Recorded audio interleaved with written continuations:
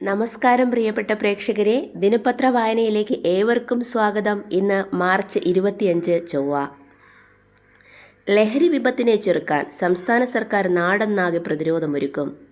എല്ലാ വിഭാഗം ജനങ്ങളെയും വിവിധ വകുപ്പുകളെയും സ്ഥാപനങ്ങളെയും ഏകോപിപ്പിച്ച് ഏപ്രിൽ മുതൽ അതിശക്തമായ പ്രചരണ പരിപാടി ആരംഭിക്കാൻ മുഖ്യമന്ത്രി പിണറായി വിജയൻ വിളിച്ചു ചേർത്ത മന്ത്രിമാർ, ഉന്നത ഉദ്യോഗസ്ഥർ എന്നിവരുടെ യോഗം തീരുമാനിച്ചു.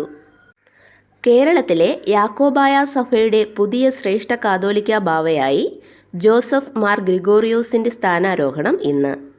അനധികൃത സ്വത്ത് സമ്പാദന ആരോപണത്തിൽ ADGP MR അജിത് കുമാറിനെതിരെ തെളിവില്ലെന്ന് വിജിലൻസ് ഡയറക്ടറുടെ റിപ്പോർട്ട്. അന്തിമ റിപ്പോർട്ട് സർക്കാരിന് നൽകി.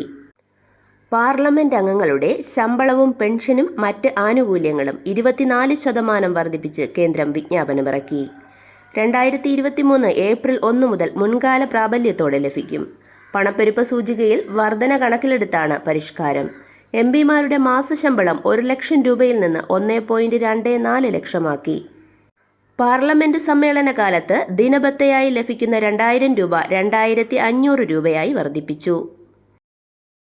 ശിശുക്ഷേമ സമിതിയിൽ ന്യൂമോണിയയെ തുടർന്ന് 6 മാസം പ്രായമുള്ള കുഞ്ഞ് മരിച്ച പശ്ചാത്തലത്തിൽ സമിതിയിലെ മുഴുവൻ കുട്ടികൾക്കും ഇന്ന് ആരോഗ്യ പരിശോധന നടത്തും.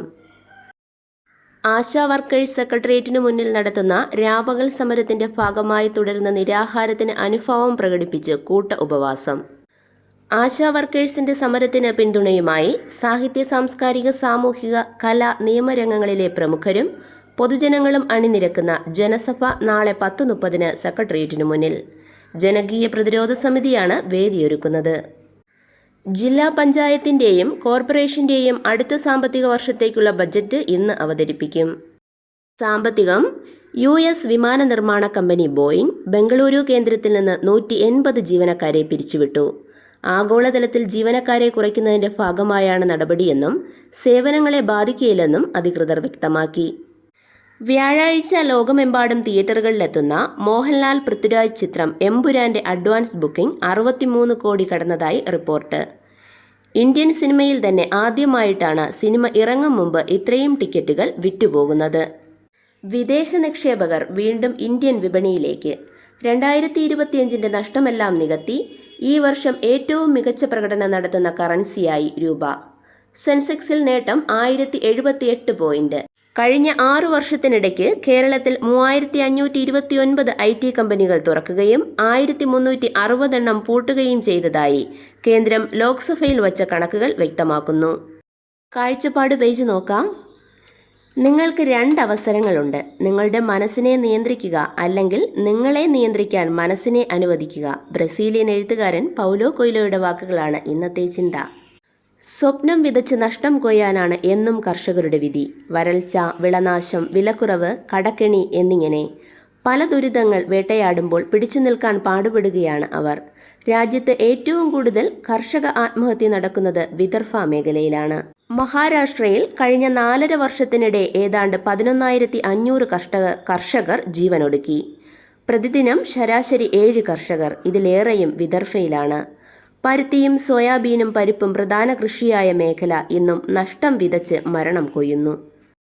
BJP സംസ്ഥാന പ്രസിഡന്റായി രാജീവ് ചന്ദ്രശേഖർ ചുമതലയേറ്റു.